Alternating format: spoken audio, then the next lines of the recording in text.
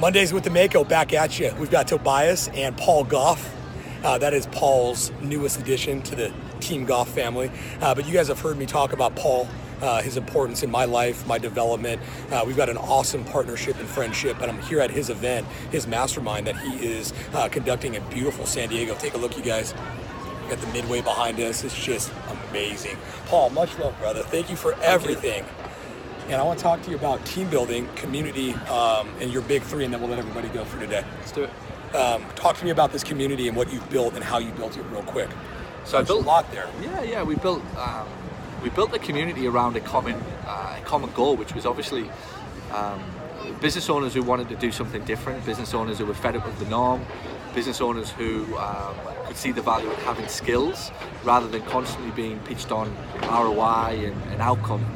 I kind of took an approach and said that, look, if you want the effect, you want the ROI, you want the money, then you need the cause, which is the skills. And I can teach you the skills, that if you're open to it, we can create a community of like-minded business owners, happy to help each other out, all focused on learning the actual skills that are needed, that if you have them, gives you a significant shot of being successful in business. So the community was put together on that premise that no BS, no false hypey, salesy, false promises. It was hard work and it wouldn't be easy.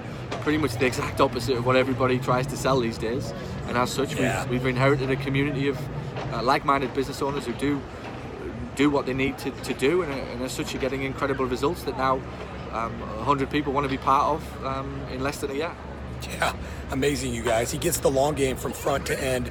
Paul, talk a little bit about the currency of people. People, it's funny, I said this morning, despite the event and people arriving here wanting content and skills, most people will forget what I say, but they won't forget who they meet.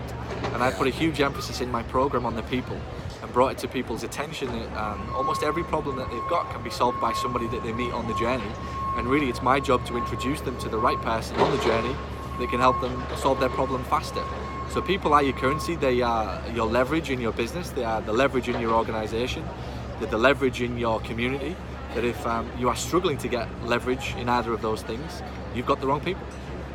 That's simple, guys. That's simple.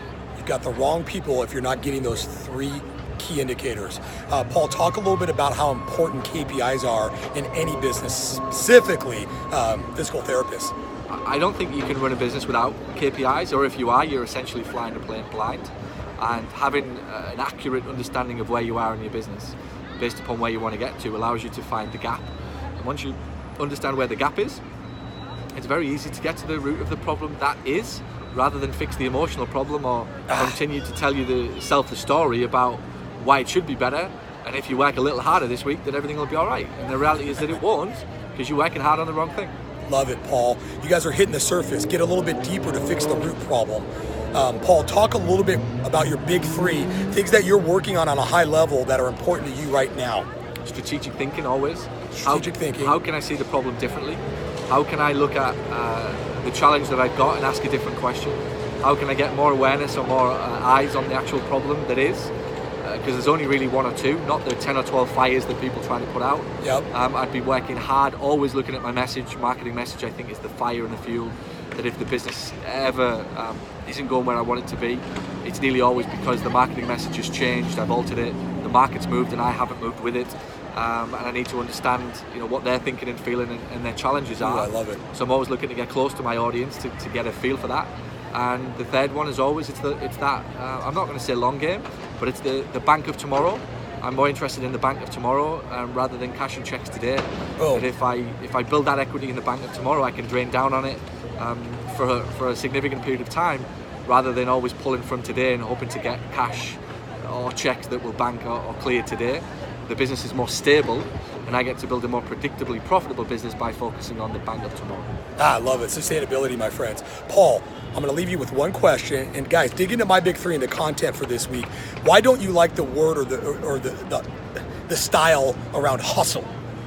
Because I don't believe that anybody watching this video is not hustling, is not working hard. I do not believe the business owner's problem is not working hard enough. In fact, I almost think it's an insult to most business owners to suggest that they are not hustling.